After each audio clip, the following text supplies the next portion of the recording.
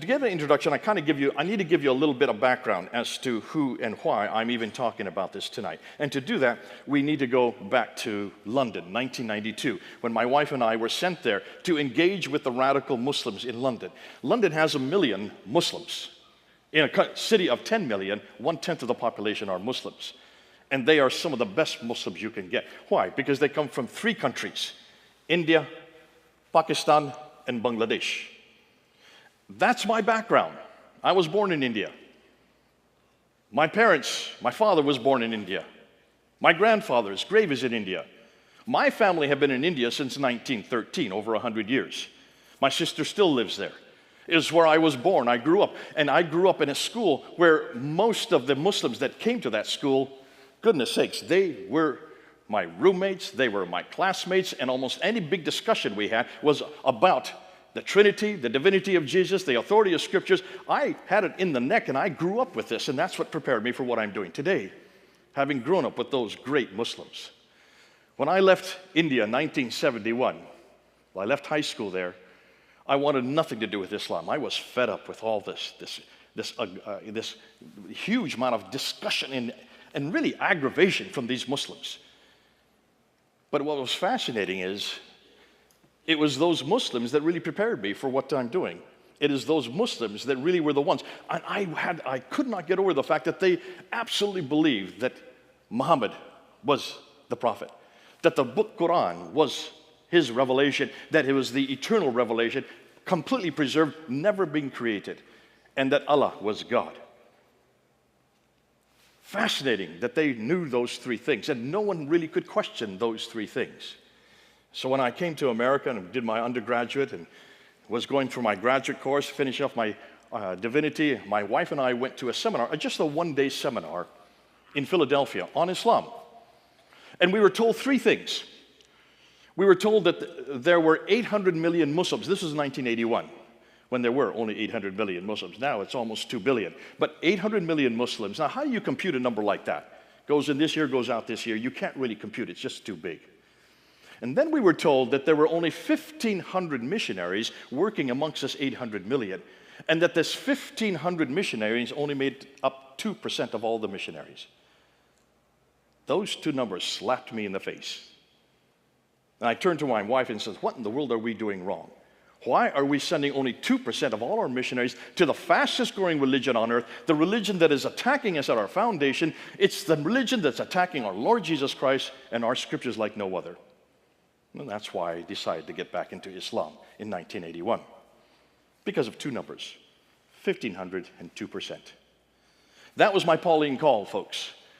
And ever since, that's the last 44 years now, I have been working in Islam. 44 years of engaging with Muslims. The most beautiful people on earth, my favorite people, because they absolutely believe in everything that they say. Unlike so many Christians. And they're willing to die for what they believe. Unfortunately, they're willing to take you with them. Nonetheless, it's not that they're doing it because they love it, it's because of that book, the Quran. This book right here. This is the one that does all the damage. But tonight, I'm not going to talk about this book. I did that 1.5 years ago. We're not going to talk so much about this book. I'm going to talk about the man behind this book. The man that received this book. The man that supposedly from 610 to 632, that 22-year period, that received these 2 halves. If you just take the Quran in half, look, this is really damaged. Can you tell the Muslims have stolen from me 5 times and the police have always gotten it back, and it is about ready to fall to pieces. But this is the book I've been using for year upon year. There on the ladder at Speaker's Corner every Sunday for 25 years, I use this book. And when you look at this book, you can't even tell the printing on the outside, but it goes this direction. So it goes Arabic, so it goes from the right to left. So that would be Medinan, this would be Meccan. Medinan means that's the part when Muhammad was living in Medina afterwards, and this is when he lived in Mecca, from 610 to 622. This is what he received first. So this is the first part of the Quran, though it's the second half that's written. Isn't that odd? Turn it upside down, you get the right sequence. Nonetheless, let's go back to that sequence. And this is the part that really there's not too much in this part that we would have problems with. Oh, there's lots of stories here that make no sense. But it's this half that has caused all the problems. This is where the violence is. This is where the misogyny is against women. Chapter 4, chapter 2. This is the problem that we're all confronting. And I did that for 30, 40 years. I confronted this part. And I found out that the best place to do that was a place called Speaker's Corner. So I used to go down to Speaker's Corner. If you ever go to London, go to Speaker's Corner. It only exists on Sundays. And it's the place you need to go to because that's where you engage with Muslims face to face. It's the greatest laboratory in the world because you can say anything you want. I kid you not. It's the bastion of freedom of speech. It's been around for 200 years. It's where they used to execute all the prisoners every Sunday, and people would come because there was no television or radio back then. How did they get entertained? They would go and watch the executions on Sunday. And before the prisoners were executed, they were given their last defense, and they would get up on these little soapboxes, stand up on those soapboxes, and they would try to defend what they had done. Of course, it never worked. They still got executed, but the soapboxes remained. So when the executions were finished, the crowds were there, thousands of people, and people got up on those soapboxes and started preaching, or they started teaching, or they started yelling, or they started discussing and debating, and so it became Speaker's Corner. Now, today, we don't use soapboxes anymore, and that's where that term, get off your soapbox, it comes from Speaker's Corner. Now we use these little kitchen ladders that like you all have in your kitchen, these little A-frame ladders with 2 steps, just so your head's above the audience, so that you can be heard. That's why I feel very comfortable right now, because I'm above you, looking down on you. The problem is, the higher I go, the farther I fall. And so Speaker's Corner was very violent back in the 1990s. They had not yet become the religion of peace. That only happened after 9/11. They were still quite violent. And when they ran out of ideas, they used their fists. And it was not a pleasant place to be. But I would go down there every Sunday, and always I would try to engage with them. And we did what we call butt stomp by the seat of our pants, because there was nothing there to help us. There was no book written on how to engage face-to-face with Muslims and how to debate them and how to discuss them. Everything was attacking. When I got down there, they all had Bibles in their hands. Yes, Bibles, not Qurans. None of them had Qurans. They always had Bibles with little Post-it notes all the way through. And all these Post-it notes were about the historical anachronisms of our Bible, the internal contradictions. Did you know that we have all kinds of scientific errors in the Bible? Have you heard about this? I hadn't heard about this. I had 2 master's degrees, one in divinity and the other one in Islamic here at Fuller Seminary, and no one had taught me this. I hope Jack's teaching you all this. No, he's teaching you how to answer those kind of attacks. See, they were confronting my Bible, all these confrontations. And I remember the first Sunday I was down there, I was overwhelmed. I had no idea that I was going to get this kind of confrontation. And I wanted to get out of there. And I went home and I was bruised and battered. Not physically, my ego was bruised. Everything, because I thought I knew everything. And these guys ran circles around me. My wife saw how disgruntled I was, and so she kicked me out the door the next Sunday and made me go back down again. What a wife. If you met her, you'd see why.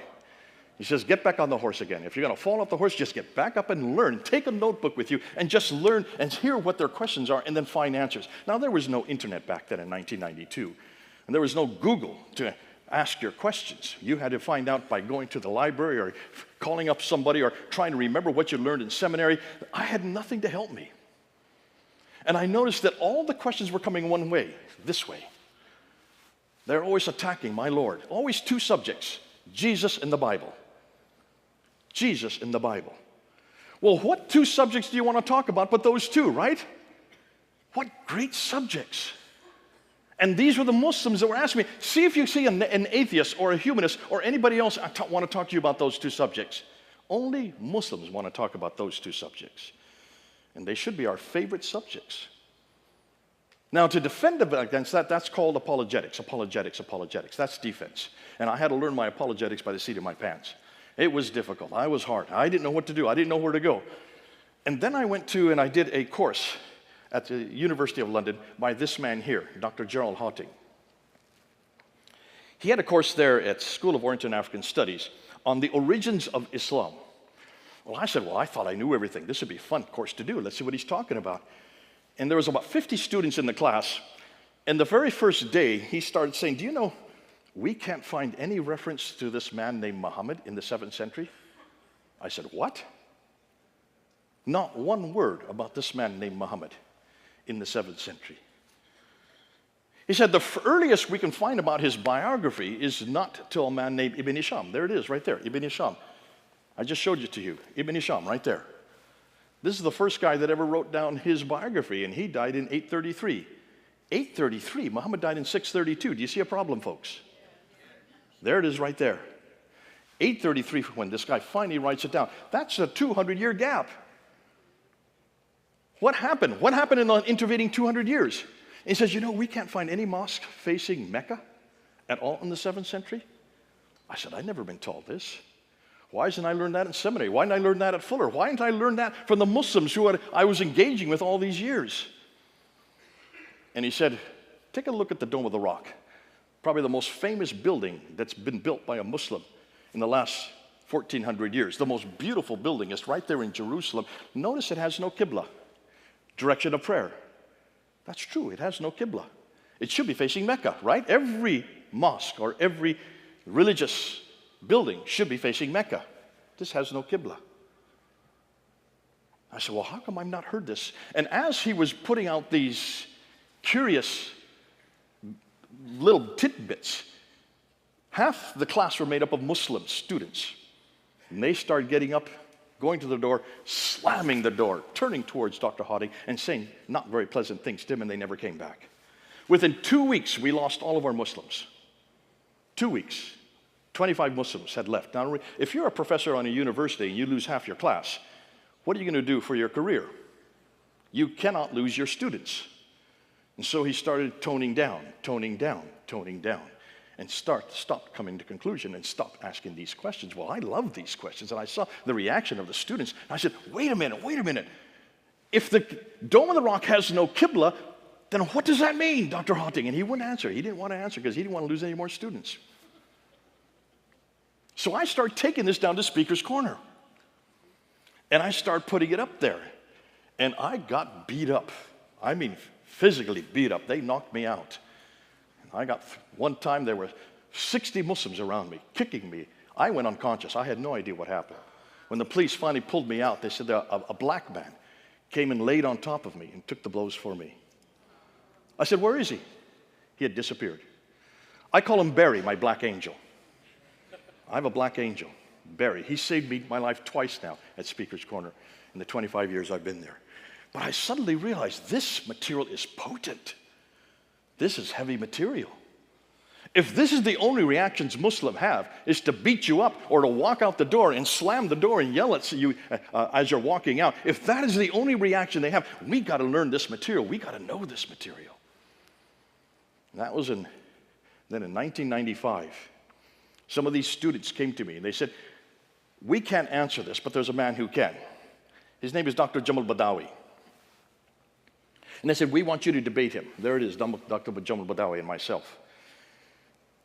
He is the world's leading authority on the Quran. He had done 300 videotapes. You know, these old boxes, these old VHSs. For those who had gray hair, remember the VHS boxes that we had to use? And he had done 300 of these videos just on the Quran. And they said, he's coming back from Malaysia. He's going to stop in London on his way back to Halifax in Canada. Would you be willing to debate him? Well, I hadn't done a debate before. We don't get trained up on how to do debates in seminary, not in homiletics class. We're trained just to say, make sure that you take a subject, only keep it to 20 minutes, say 3 things about that subject, make sure you support it in Scripture, and then always have a good conclusion at the end. And then as you walk out the door, people shake your hand and say, what a great sermon you've done.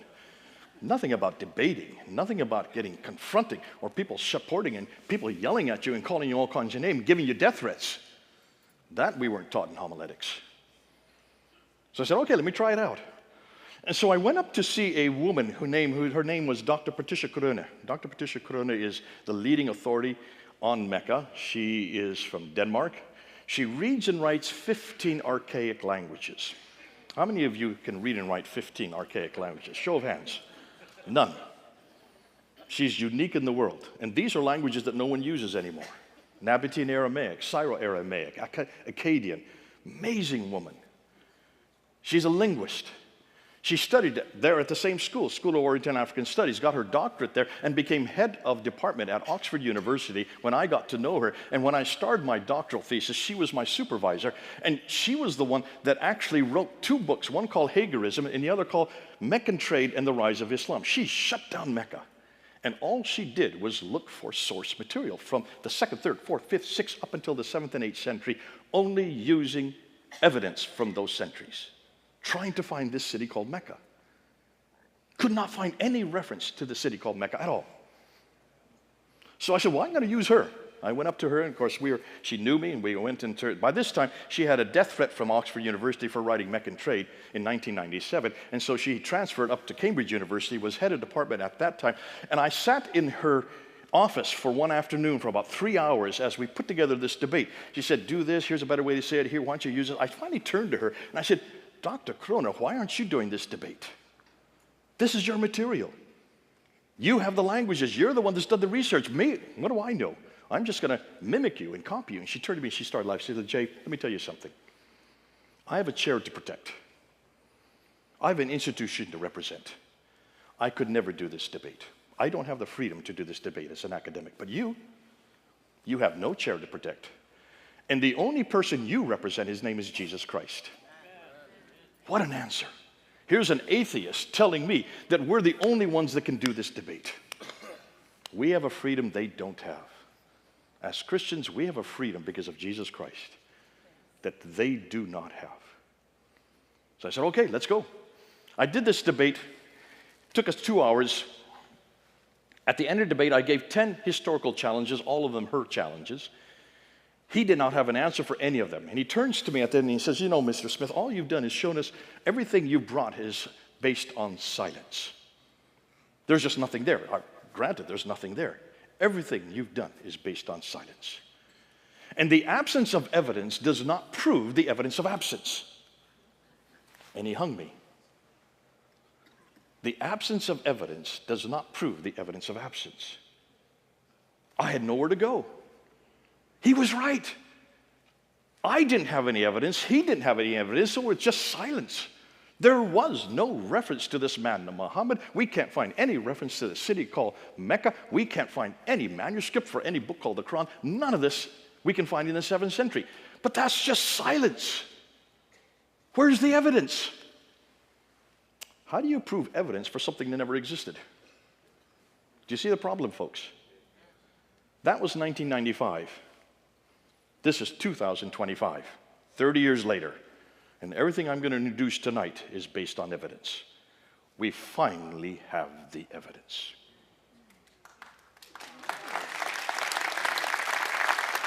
But here's what's fascinating. Everything's turned on its head. Because if we have the evidence, then what do they have? Absolutely nothing. Now suddenly, everything the Muslims are going to present is based on silence. They have no evidence for their man, Muhammad. Okay? Now, no one has dared to debate me on this until this year.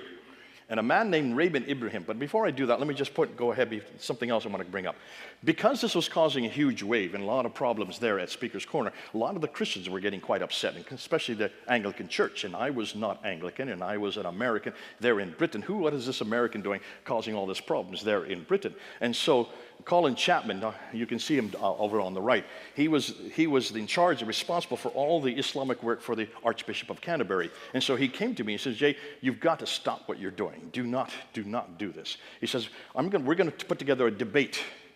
And it's going to be an internal debate. It's going to be between you and Dr. David Marshall, who you see pictured there with the glasses. Dr. David Marshall has a doctorate from Oxford University on the Quran, so he's an academic himself. And we're going to bring in scholars. All of them are Christians, so this is what we call an in-house debate. And it's between you and Dr. Marshall, and it's going to be on basically two subjects. Should we use historical criticism, and should we use polemics in our engagement with Muslims? Now, you know where I stood on both those issues. I said yes to both those issues. He said no to both those issues. We should not use historical criticism, and we should not use polemics. Polemics? What do I mean by polemics? Anybody here not know what polemics is? Oh boy, okay. All right, how do I define polemics? Well, I told you what apologetics is, right? Just defending the faith. Defending means making sure that whenever anybody confronts Jesus or our Bible, we answer them. That's called apologetics. It's much like your football team. You have a football team here. I'm not going to ask you which one is a favorite because you'll start fighting amongst each other. So let's just say whatever is your favorite football team, don't you have two teams within every football team? One called defense and the other called offense? And don't they have two different skills? The defense has to make sure that the others don't score against them and score the touchdown. They're big guys, they're really muscular, and boy, are they hard because they create walls to stop the others from scoring, right? The offense, however, has a totally different object. They have to push against the other, but they can run and they can toss, and they're a lot more exciting, and they are the ones that actually win the game, right? They're the ones whose names you hear, and they're the ones who have the highest salary. And see, in Christianity, defense would be apologetics, offense would be polemics. It's as simple as that. So if you're defending the faith, you better know everything you can about the Bible and Jesus. Those are the two things you need to know. If you're going on the offense, especially against Islam, you better know the Quran, you better know Mohammed. But how many of you have studied the Quran or studied Mohammed? Few hands. We don't teach that here. There is no school in the world that teaches Islamic apologetics or polemics except ours. MAPI, Master of Arts in Apologetics and Polemics to Islam. And guess at what institution that is being taught? Veritas International University. That's your university, folks. It's a Calvary Chapel seminary. Did you not know that? Veritas International University is your seminary in Albuquerque, New Mexico. The only place on earth where you can learn Islamic apologetics and polemics, and I direct it, and I have 5 of us. All of us have doctorates. Every one of us have had either 20 years or more experience engaging with Muslims both apologetically and polemically. Now do you know what apologetics and polemics is? Office is defense, polemics is offense. It's as simple as that. 2 different sets of skills. And in many discussions, you have to use both simultaneously. And I had to do that every Sunday afternoon. I would have to use sometimes defense, and then I go on the offense. They throw the questions, I'd answer them, then I'd throw the same questions right back in their laps. And that we're not teaching anybody until now. I've just come back from England. I have to be careful. I'm not going to say too much, but there was something that happened about 3 weeks ago in England, in London, where we brought all the best polemicists in the world together in one place. I brought them all over. 15 of the top polemicists in the world against Islam. And about 300 then showed up, and they all had to be people we knew. It was an invitation only. I'm not going to tell you where it was because I don't want the Muslims to find out where it was. And we went for 3 days just learning how to use polemics, how to use internal polemics and cultural polemics and external polemics. I'll explain that a little bit later. And for 3 days, 300 of us learned how to confront Islam head on. And then Sunday, we went down to Speaker's Corner and shut down the corner. It was so much fun. You'll see the videos. It is amazing. And I had my ladder, and I had another ladder next to me, and I had 50 different people get up on the ladder, the first time for most of them, and they used the best polemics they could come across, and the Muslims had no idea how to shut us down. And then we went up to a restaurant afterwards, and 150 of us had dinner together, and I looked at all these guys and gals, and they're all in their 20s and 30s, folks. They're young. Every one of them is more eloquent than me, quicker than me, smarter than me. Boy, we're going to let them off and unleash them on the Muslim world. You got to realize we are going to take Islam down. That just happened 3 weeks ago. We're going to do it again next year and the year after that. We're raising up a whole new generation of young men and women who are quick, and they are bright, and they are fearless. There is no fear in any of them. Oh, I love that. It is so nice. So anyways, back to the story. We had this debate, 2 hours, and there was 50 academics who were there, all Christians. And after 2 hours, I was arguing, yes, we should use polemics, yes, we should use historical criticism. He was saying, no. After 2 hours, we finished the debate, and then they had a show of hands. And they wanted to know how many were with Dr. David Marshall and how many came with me. 25 went with him, 25 went with me. Who do you think went with him, the academics or the missionaries? Okay, I'm getting both. You're right. For those who were correct, you're right. It was the academics who went with him and the missionaries who went with me.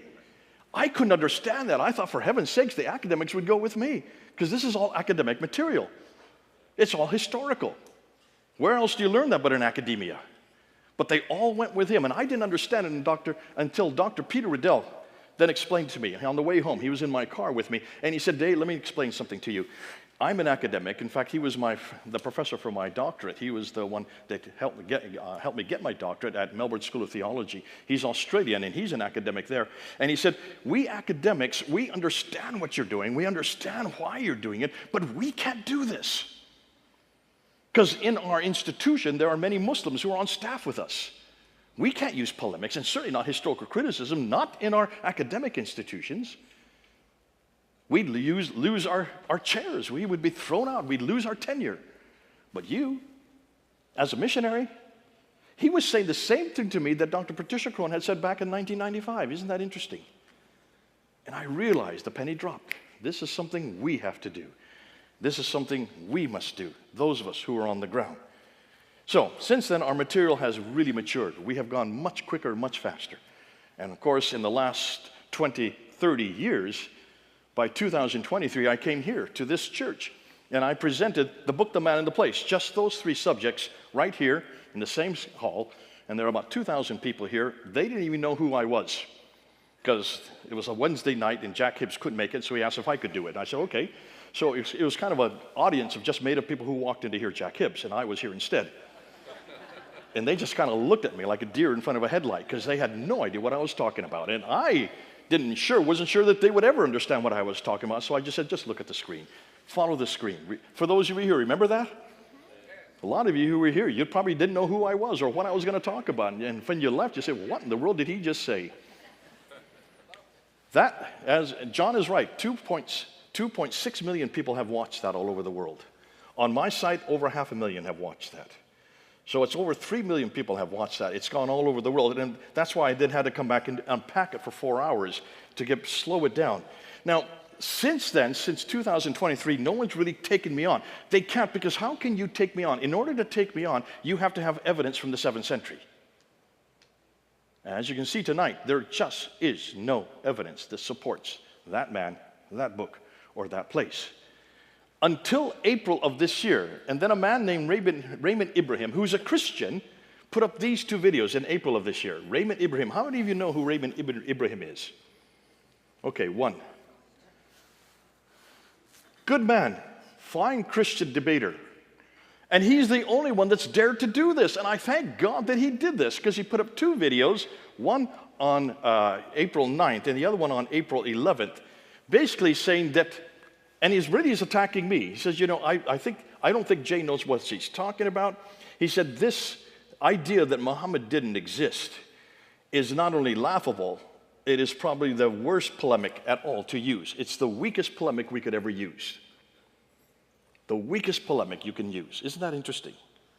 So what I'm going to do tonight is I'm going to shut him down. I'm going to take the 10 accusations, and he gave 10 accusations, and if you're watching, Raymond Ibrahim, thank you for doing this, because finally I have an academic who's actually taking me on these subjects. And you gave 10 good questions. And these are the same questions you're going to hit if you go out in the world and if you talk to Muslims. And the number one first thing is Muhammad is one of the most historically supported people in history. So you cannot say he didn't exist, because there's so much historical support for him. Number 2, in fact, Muhammad has more historical support for him than Jesus has. Ooh, I love that. Number 3, if Muhammad did not exist, how can you explain the Sunni-Shiite divide? The Sunnis who were confronting the Shiites from Iran and Iraq. Look what's going on in the world right now. Look at all the problems. It's all between Sunnis and Shiites. How can you explain that if Muhammad didn't exist? Number 4, there are no incontrovertible proofs of Muhammad's non-existence. Ooh, that's a real whammy. I can see someone laughing already, because you can see it's a contradicting term. Since the traditions, that's the Islamic traditions about Muhammad, are so embarrassing, why would they write them? He's such an embarrassment, Mr. Smith. Number 6, Mecca. You can't use Mecca against Muhammad. It's not an argument you can use against Muhammad. Number 7, no one can prove or disprove historical facts. Ooh, boy, that's a whammy. And it comes down to a matter of faith. It doesn't matter what you find, Muslims will always believe it. Number 9, the claims against Muhammad's existence are merely an academic and subjective exercise. That's all it is. Just because you don't like Muslims, is what he said. Boy, I wonder where he got that from. And then number 10, The best polemic is not the historical polemic. The best polemic is just to show how irrelevant Muhammad is. Confront his character. Confront his morality. That's the best polemic. That's what we call the internal polemic. So, tonight, what I'm going to do, let's go through each one of these 10 to see if Ibrahim or Raymond, actually I should call him Raymond. I'm going to call him Raymond from here on out because I have two good friends named Ibrahim. One is Ayman Ibrahim, and the other one is Raymond Ibrahim. I don't know Raymond Ibrahim. I've never met him. I'm sure he's a great guy. But I know Ayman Ibrahim, and Ayman Ibrahim actually is head of SES on the Islamic branch there. He's in charge of all the Islamic work, and he absolutely stands with me on this position. So rather than call him Ibrahim, because people are confused which Ibrahim I'm talking, let's just call Raymond and Ayman, okay? We'll stick with Raymond from here on out. So, here we go. This is what the Muslims claim. This is what the Islamic traditions claim. This is what the standard Islamic narrative said. Isn't that great? Standard Islamic narrative, S-I-N. This is what sin tells us. Muslim sin's traditional claims. They say this: for the past 1400 years, Muhammad was the last and greatest prophet. He modeled Islam as the paradigm for the world. He received the Quran as his final revelation for the world. Therefore, the Quran, his revelation, was sent down only to him between 610 and 632. It is the greatest, the only perfectly preserved revelation, and also the final revelation. It corrects the previously corrupted revelation, in other words, our revelation. And therefore, Mecca was the city Muhammad was born in and lived in for the first 52 years of his life. Thus, Islam is completely dependent on three things. Now, this you've seen before, for those of you who are here before. These are the three things. One book called the Quran, one man named Muhammad, and one place called Mecca. Since these three areas are foundational to Islam, we should investigate them at the time they all existed. That means in the early 7th century. And in the place they existed, that means the central western part of Arabia, known as the Hijaz, where Mecca and Medina are located. So notice, these three things are what holds up Islam. It's like three legs of a stool. You have the Quran, you have Muhammad, and you have Mecca as the three legs. If you start to attack one of those legs and it finally collapses, the other two collapse as well. All three are needed. You can't have one without the other. One without the other two. Are you following that? Yes. With that in mind, let's now look at Raymond's 10 suppositions and assess them one by one. Supposition number 1. Muhammad is one of the most historically supported people in history. How many people, just show of hands, believe that? Wow, not one of you. I'm already got you converted. We can go on to supposition number 2 then. No, we need to go with supposition 1 so you know how to answer this, okay? Now, to understand what he's talking about, we need to look at what they're saying. This is what he says. This is what the Muslims will say. They would believe that if you look at that map there, that Muhammad Empire included that brown area. So that's that area right there, or over on this side, right there. I'm going to have to do this to both sides, okay?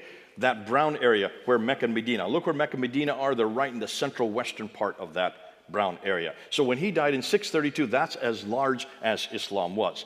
Once he died, then you have Abu Bakr, Umar, Uthman, and Ali, the next 4 caliphs, what they call the rightly guided caliphs, then come to power, and they expand the borders out. And so it includes all the orange area, from Tripoli all the way to India, and from Turkey all the way down to Yemen. Over on this side, from Tripoli to India, and from Turkey all the way down to the Hadramaut, or what is today Yemen and Oman. That's a pretty big area. So it is by far, by 661, it is the second largest superpower of its day by that time. And then when the Umayyads come to power in 661, starting with Muawiyah, he and others after him up until 749, for the next roughly 100 years, they expanded out to the purple area. So it includes Spain all the way to India, and then from the Yemen all the way to Turkey. Over here, there's Spain, and there's India, and there's Turkey, and there is Yemen. So all that area comes under their jurisdiction. That's their story. And there's been no reason not to confront it or dissuade you from it, because it's a pretty good story. I mean, that's all we've been told, right? And you've always believed that there was a man named Muhammad, and there were 4 caliphs that followed after him, Abu Bakr, Umar, Uthman, and Ali. But I'm going to show you there's a problem with that. Let's look and see where we get Islam's emergence. Let's put it on a timeline so you can see what's going on. So Muhammad, according to what the Islamic narrative, the standard Islamic narrative, Sin tells us, is that Muhammad was born in 570. He started receiving his revelations in a place called Mecca in 610. And then in 621, he suddenly is woken up in the middle of the night and told to get on the back of a winged horse called the Burak, who flies him up from Mecca up to Jerusalem. He goes up to the seven heavens and meets Allah, who tells him to pray 50 times a day. He comes down to the fifth heaven, meets Moses, says, that's way too many. So he bounces back and forth between the fifth and the seventh heaven, getting it down from 50 to 45 to 35 to 15 to 10, down to 5 prayers. Once he gets it to 5 prayers, Moses, okay, that's enough. So he shuts back down to Jerusalem, gets on back to the winged horse and flies back to Mecca. That happens in 621. It's known as the Mi'raj. You've all heard this before. This is nothing new. And then in 622, he then moves from Mecca up to Medina and takes over and that's where the caliphate starts in 622. He then comes back to Mecca and takes over Mecca. So now he controls both Mecca and Medina in 630, and he controls the holy places where the Kaaba is. And then he dies in 632, poisoned by one of his wives. So that's his life. That's the timeline to show you what Muhammad's life is like. And then Abu Bakr comes. He only lasts 2 years. He then dies peacefully. He is followed by Umar, who only lasts 10 years. He is killed. So when he is killed, Uthman takes over. He only lasts 12 years. He is killed. But while he is in power, the Quran is put together. When he is killed, Ali takes over, the adopted son of Muhammad. And he only lasts 5 years before he is killed at the Battle of Siffin by Muawiyah. So what am I putting that up there? What we're saying, according to what standard Islamic narrative tells us and what Raymond Ibrahim tells us, that Islam was fully formed by 661, right? Mid-7th century. We're talking about the 7th century still, 1400 years ago. Now here's the problem. How do we know everything I've just told you? And I've not told you much. I've just told you bare bones because we have to be careful of time. That's what they tell us. Where did that story come from? That's what you want to know. Well, the story comes from the Islamic traditions, the standard Islamic narrative. This is what they tell us. And when you go to the standard Islamic narrative, they tell us that Muhammad dies in 632, and the person that writes his biography down is this guy, Ibn Ishaq. Ibn Ishaq. The only problem is, look when he died. Whenever you see a D, that means his death date. I'm putting their death dates because they can't write anything after they die, all right? So I'm putting the last possible time they could have written something down. 765. Do you see a problem with that, folks? Did Ibn Ishaq know Muhammad? Did he ever see Muhammad? Did he hear Muhammad? So how did he know his biography? Do you have anything written by Ibn Ishaq? No. So I held this up. Where does this come from? That's not Ibn Ishaq. His name is Ibn Hisham. This guy is the guy that wrote it down. This is the one that took what Ibn Ishaq said, didn't like a lot of it, so he threw it out and only retained what he liked. And so that's what we have today. So these 2 books, these 2 volumes, come from a man named Ibn Hisham. Look when he died, 833. That's even later. That's 70 years later. And then another man named Al-Waqidi who wrote down the battles of Muhammad. So they are the ones that actually give us the story of Muhammad's life, not Ibn Ishaq. So bye-bye, Ibn Ishaq. We don't need you. Goodbye. Now that's the first genre. The second genre are known as the hadith, the sayings of Muhammad. And they're written down by these guys here. Al-Bukhari is the most important. He is the most prolific. He is the one that was given 600,000 of these stories, and he whittled them down all the way down to 7,439. So he throws out 98% and only retains 2%. And he does that before he dies in 870. Then we have Sahih Muslim, who dies in 875, At-Tirmidhi, 884. Look at the dates. They die. 887, 899 for Dawood, Nisa, 915. 1, 2, 3, 4, 5, 6 of them. Did any of them know Muhammad? Did they ever hear him say anything? Yet they write down what he said. They all lived 240 and later, years after Muhammad. That's not the only genre. We have 2 more genres, the tafsir and the tahriq. That's the commentaries that help you to understand the Quran. You can't make sense of this. 25% of this, even the Muslim scholars don't understand. And of those of you who have read the Quran, how much of it can you understand? It goes all over the place, doesn't it? Ulta pulta, as we say in India. It jumps all over the place. Stories don't begin. Stories don't end. There's no transitional phrases to help you from story to story. Thank God our Bible's not like that, but the Quran is. So you need commentaries to explain it. And that's why the commentaries have to be written. But look who's the first man to write it down. His name is Al-Tabari, 923. That's over 300 years. That's almost 300 years after Muhammad. So everything we know about who this man was, what he did, and what he said comes from 200 to 300 years later. How many of you are happy with that? You're not happy with it? You're happy with it? You're a good man. I like you. I know why you're happy with it, because that makes our job a lot easier, doesn't it? See, he's being smart. But let me ask you, sir, you're going to be Abdul right now, all right? Abdul. You're happy, you're a Muslim, you love that. What about Jesus Christ? Don't we also have a hadith of Jesus, the sayings of Jesus? Don't we also have a sirah of Jesus, the biography of Jesus? Yes, we do, don't we? For those of you who are Christian, not you, Abdul, you're a Muslim, okay? Stay a Muslim now. So, as a Muslim, you don't have anything for 200 to 300 years, but we have the sirah of Jesus, Matthew, Mark, Luke, and John, right? Who wrote down what Jesus did. The hadith of Jesus, what he said, that's written in red letters in some of your Bibles. Anytime Jesus spoke, that's the hadith of Jesus. So we have the same genre, right? The tafsir of what Jesus said and did would be the commentaries of Paul's letters.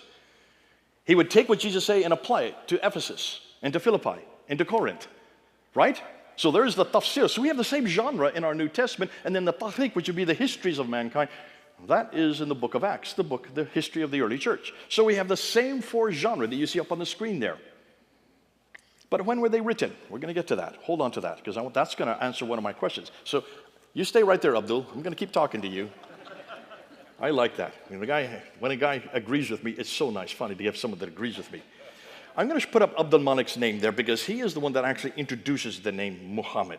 Did I say Muhammad? Ooh, boy, slap my mouth. No, he doesn't. He doesn't introduce the name Muhammad. You're going to see why in about 10 minutes. Nonetheless, he's the first one to get up that title. And it's not Muhammad, as you're going to find out. But it's these people here, the Abbasids that I've just put up there, they are the ones that actually make him into the Muhammad that we know today. And I'm emphasizing Muhammad for a reason. I'm overemphasizing it for a reason. You'll see why. So, conclusion.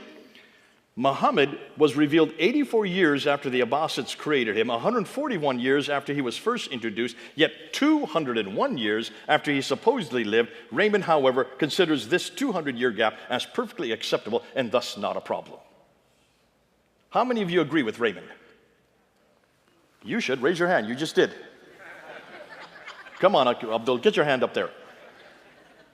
He's suddenly getting a chicken foot because he knows that he's going to be put on the hot seat. Don't get chicken foot on me, please. Stay there. I want you to be a good Muslim tonight, all right? And here's the other problem. Look at the distance and direction. Now, everything that Muslims, including Abdul sitting here, says happens in those two cities that you see right there that are circled in green. Do you see them up there? Mecca and Medina. That's where everything happens. That's where all this takes place. That's where Muhammad lived. That's where he was born, there in Mecca. He was there for 52 years, then moved to Medina, and he spent that whole time receiving this book here in those two cities. Do you see where they are? Just so you see them on the map. But here's the problem. Everything we know that's written about him, about his life, does not come from those cities. They come from that city, Baghdad, which is 1,200 miles away. Ibn Hisham, the man who actually wrote that, this guy here who wrote on his biography, he was born in Basra, grew up in Cairo, and wrote in Baghdad. Basra is a good 1,200 miles away. Cairo is a good 990 miles away, and of course Baghdad is 1,200 miles. The guy who wrote down his sayings came from Bukhara, which is in Uzbekistan, which is 2,600 miles away. The guy who wrote down all the tafsir and the tahqiq comes from Tabaristan, which is northern Iran today. That is 1,700 miles. None of these traditional writers lived or worked in Mecca or Medina. They were way too far to the north of Mecca and came from the west and east of Baghdad. Doesn't Raymond realize that these are Abbasid writers, all writing after 750 and way too far away? Has he forgotten about this? Or should we remind him? Abdul, you're his spokesman now. You tell me. Please knock on his door and tell him, all right? And ask him, how is he going to answer this question? Let's continue on. But which Muhammad is Raymond talking about? Which is the Muhammad that you support, Ahmed? Or no, I'm sorry, you're Abdul. I'm going to keep changing your name. Abdul. Okay, Abdul, which is the one you support? See, if you support the Muhammad of Islam, then you have to agree to four things. And Raymond has to agree these four things. Number one, he must have the name Muhammad that looks like that. There it is. This is the only Arabic I'm going to force on you people tonight, all right? You don't have to learn Arabic tonight, but learn that name there. You know Arabic? You're Egyptian. Okay, is that Muhammad up there? Yes. Okay, is there a Dama and a Fata up there? Yes. Is there a Mimdal? Yes. Okay, so that's Muhammad. Okay, we got our Arab speakers down here. All right, you're going to help me out, all right? The rest of you, don't worry about it. Just listen to me say yes, yes, yes, yes to everything I say. So that's what Muhammad looks like, right? And whenever you read it, that's what it looks like. Hugely important. You'll see why. Now, he must have lived in the city of Mecca. In order to be the Muhammad of Islam, he had to have come from Mecca. If he didn't come from Mecca, he's no longer the Muhammad of Islam. Because he spent 52 years there, folks. He received half this book there. All right? That's where the holy places are. That's where the Kaaba is. That's where everybody focuses 5 times a day praying towards. So it has to be Mecca. Number 3, he must have received this Quran, all 114 surahs, from that place and from that time, and everything had to have happened in the 7th century. Those are the 4 things you have to claim. Are you following me, Abdul? You're starting to get a little nervous now. Don't worry. If you're getting nervous, what about Raymond Ibrahim? Okay? So those are the 4 things you have to accept. Conclusion, all 4 of the above criteria, the man, the place, the book, and the time, must be fulfilled in order to prove that the Muhammad of Islam actually existed, that your Muhammad actually existed, all right? So let's go ahead and let's start and let's look at this name. Now, Raymond suggests that we can find the name Muhammad in a written text, just like the one I showed you. Mimha Mimdal with a Dama Fata and Fata, all right? But that name requires 4 consonants and 3 vowels. Am I correct? In the 7th century, there were no vowels. There were no vowels in the Arabic text. Today there are, right? But back in the 7th century, there were only 16 consonants. How many consonants are there in the text today? 28. That's right, thank you. 28 today, but 16 back then. Where did they get the other 12 from? They didn't exist in the 7th century. They had to be created in the 8th and 9th century. All right? Are you following this? You're my Arab speakers, okay? If you get it, the rest of you will not get it. But as long as you get it, that's important, okay? So the earliest Quranic manuscripts, now look at them. Here they are. I'm giving you 5 of the earliest 6 manuscripts. I want my Arab speakers to go up and read what's up there on those scripts. Can you read it? Yes. No, you cannot. Well, of course, it is not Arabic. It is Arabic. But it is not Arabic. Old Arabic. It is old. What's wrong with it? It is written like a hieroglyphics. You can't read a word of it, can you? You can try to guess what it is, but you need 5 dots, don't you? The letters are not connected. If you have 1 dot above little bold face, that becomes a nun, right? If you have 2 dots, it becomes a ta. If you have 3 dots, it becomes a tha. If you have 1 dot below, it becomes a ba. And 2 dots becomes a ya. Na, ta, tha, ba, ya. Do you see them up there? Not 1 dot. So you can't read it, can you? And yet these are the earliest Quranic manuscripts. And these are not from the 7th century. These are from the 8th and 9th century. So what Muhammad are you talking about? Where's Muhammad there? Because Muhammad requires 3 vowels. Do you see any vowels in any of those manuscripts? Do you see any damas or kasras or fatas? I don't see any. And this is why Raymond hasn't done his history. Are you listening to this, Abdul? Please listen. This is for you too. I know you don't know Arabic, but they agree with me.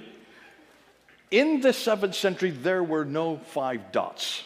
Today, there are 5 dots. These diacritical marks had to be invented because nobody could read that. You can't read it. But that's why they had to be created in the 8th and 9th century. So with that in mind, what does the word Muhammad look like today? That's what it looks like today, all right? You both agreed with me that. But since there were no vowels back then, this is what it looked like back then. Now read it. Ooh, did you hear? Muhammad. So suddenly it goes from Muhammad to Muhammad. Thank you. Let's give her a hand. Abdul, what are you doing? You're not supposed to be clapping. This is shutting you down. You just keep somber for a while, okay? So now it's become Mimha Mimdal with no vowels, which means this is a word. It's not Muhammad, but it's Muhammad. How do we know that? How can we prove that right now? Well, we need to go to John of Damascus, good old John of Damascus. See, John of Damascus was there in the courts of Abdul Malik from 685 to 705. He was a Christian. He was there in Damascus. That's why he's called John of Damascus. He was a treasure for Abdul Malik. And so he was watching what was happening, and he was seeing that this dispute was happening between the Ishmaelites and those who come in the line of Isaac. The Jews and the Christians come in the line of Isaac, but the Umayyads were Ishmaelites, and they did not have a prophetic line. They didn't have any scripture like the Jews and the Christians had. And yet they controlled now from, by the time Abdul Malik comes to power, from Spain all the way to India and from Turkey all the way to Yemen. So they were the second biggest superpower of their day. The problem is they had no identity. The Byzantine Empire, the other biggest empire that there was, the biggest competitor, they had a prophetic line. They had a scripture. They had a whole series of prophets. What did the Ishmaelites have? They needed a prophet, and they needed a book, a revelation, that would equal what was going on. So he was watching this, right? He sees this all happening. He doesn't say anything. He doesn't write anything because he's under their employ. So when he retires in 730, now look at the date, 730, we're well into the 8th century. We're 100 years after Muhammad had died, if Muhammad had existed. He then writes his greatest masterpiece. And what does he title it? Look at the title. The Heresy of the Ishmaelites. Ooh, I love that. Why does he say heresy of the Muslims? Because there were no Muslims that early. Muslims, that word did not exist. We can't find any reference for anybody called Muslims. No Muslims. So he calls them Ishmaelites. Ishmaelites. Now we see what's going on. And he talks about this prophet that these Ishmaelites have. This, what does he say? He says that from that tonight, a false prophet called Mohammed. Now notice he's writing in Greek. In Greek, the vowels are there. Look at the Greek, those who can read Greek. What does it say up there on the top left that's circled? Mohammed. It's Mohammed. John of Damascus tells us what it is. It's Mohammed. So this Mohammed who, after conversing with an Arian monk, who are the Arians? They didn't believe that Jesus was God. They didn't believe in the Trinity, and they didn't believe that Jesus was the Son of God. They didn't believe Jesus at all was divine. Arius is the one that brought this up in the 4th century. The Arian controversy has been around ever since, almost from the 2nd century. You have the Ebionites bringing up the same problem. Arius brought this up in the 4th century. Athanasius was told to shut him down at the Council of Nicaea, which he did, and here it raises its head again. And there is John of Damascus watching this. He's ringside seat, and he writes this, his greatest piece. And he says, this Mohammed, this new prophet, this Arian monk, who get your material from, and he goes on, he fabricates his own heresy, and then he talks about that this monk has 4 books. The book of the cow, ooh, that's Surah 2 in the Quran today. The book of the woman, that's Surah 4 in the Quran today. The book of the table, that's Surah 5 of the Quran today, and the book of the camel. There is no surah called the camel. But what are 4 books doing when there's supposed to be only 1 book called the Quran? Isn't that interesting? This is 730, well into the 8th century. But now we know who this Muhammad is. His name is not Muhammad, his name is Muhammad. So who in the world is Muhammad? Wait till you find out. Here we go. What does Muhammad mean in Arabic? It is not a name, it is a title. It means the praised one, the blessed one, the anointed one, or even the Messiah. It's a title, folks. Have any of you heard this name before? You have? Where have you heard it? Okay, in Arabic, but where did you hear it before Arabic? How about Hebrew? Anybody here speak Hebrew? Anybody studied Hebrew? Have you looked at the Hebrew Bible, the Old Testament? You will find Muhammad 11 times in the Old Testament. Muhammad is well known in the Bible. You didn't know that, did you? Well, here we go. The Uyghurites were the first to introduce this word in 1400 BC, the Muhammad, the praised one, the anointed one. It was then borrowed in Hebrew in 1000 BC and put into our Bibles 11 times. Song of Solomon 5:16, the Muhammad, the altogether lovely one, the praised one that Solomon's referring to. There's the Muhammad we're looking for. Now, by the 4th century, St. Ambrose, the early church father, took it. Remember, Arabic comes from Aramaic, which comes from Hebrew. So therefore, it's all the same letters. They use all the same letters. They're all Semitic letters. They use the same consonantal text. And therefore, St. Ambrose, writing in Syriac, talks about this Muhammad from Song of Solomon 5:16. And he says this is a title for Jesus Christ, the Anointed One, the Messiah. That's what the Anointed One is. From that time on, from the 4th century AD, it was this Mohammed was employed by many of the church fathers. Here's some examples. Origen, in the early 3rd century, a Christian theologian, interpret the Song of Solomon 5:16, a passage as the unique scripture where the eschatological nuptials of Christ and his bride are present. St. Ambrose, in the 4th century AD, introduced the ideas of that Song of Solomon 5:16 passage referred to Mohammed was to be considered a title for Jesus Christ, the Messiah. Gregory of Elvira continued that idea in the late 4th century. St. John Cassian continued that in the 5th century. St. Augustine, the great church father, continued that in the 5th century. And then Apollonius, in the middle of the 7th century, also believed that this Mohammed was Jesus Christ. Conclusion, the title Mohammed, not the name Mohammed, the title Mohammed, was a common title for Jesus by the 7th century in the church in that part of the world, especially in Arabic, which took it from Aramaic. So we should not be surprised when we find it written in many places at that time. It's written all over the place. That's why we find Mohammed after Mohammed after Mohammed. But it's not just the Christians, the Jews also used that title in Hebrew. If you have any doubt, just take a look at this inscription from 523. This is a good 100 years before Muhammad even came in, when Muhammad died. And this is a 6th century Jewish rock inscription in what is today Yemen. It's there in Najran. And it is translated by the Lord of the Jews by the Muhammad. The Mohammed in Sabbaic script, I'm just putting it out to you. You can see it there in Sabbaic script. This is not the Arabic script that we see in the Quran. This is the Sabbaic script that comes from Yemen. It is Arabic, but it's not the same script. Isn't that interesting? But look at the term Mohammed that is used there by the Jews. So let's show you a quick synopsis. Mohammed means the praised one, or the blessed one, or the anointed one, or even the Messiah later on. So it's not a name. It's not a name, folk. It's a title. It was used in Ugaritic in 1400 BC, borrowed by the Jews in Hebrew in 1000 BC. That's why you have it 11 times in our Bible. It was subsequently employed by St. Ambrose in the 4th century as a title for Jesus Christ. The Jews also referred to it in their reference, and what was interesting, by the 7th century, the Jews started using that title for their exilarchs. The exilarchs were those who were in charge of the seminary in what is today Baghdad. Arabic. So they have all been speaking Arabic, and they had always put Muhammad before their name. Muhammad ben Huziel. Mohammed ben David, Mohammed ben everyone. They have 5 different exilarchs where they put Mohammed before the name, the praised one, the anointed one. It was a title of endearment, of authority, of credibility, well used in Arabic and Aramaic by the 7th century. Thus, by the 7th century, the Christians used Muhammad to refer to the returning Messiah, while the Jews used Muhammad to refer to the Messiah yet to come, and at times interchanged it with the Messiah. Conclusion, therefore, the term Muhammad was well known in that part of the world and at that time, but it was not pronounced Muhammad like you do today. That is how we now pronounce it. And there lies the confusion that Raymond's having, and same with you, Abdul. I can see you're confused now as well. So, folks, knowing that, let's now look and see exactly when Muhammad's story was created within Islam itself. All right? So we're not looking for Muhammad anymore. We need to look for Muhammad. That's who we need to look to. You need to go to the evidence from that century.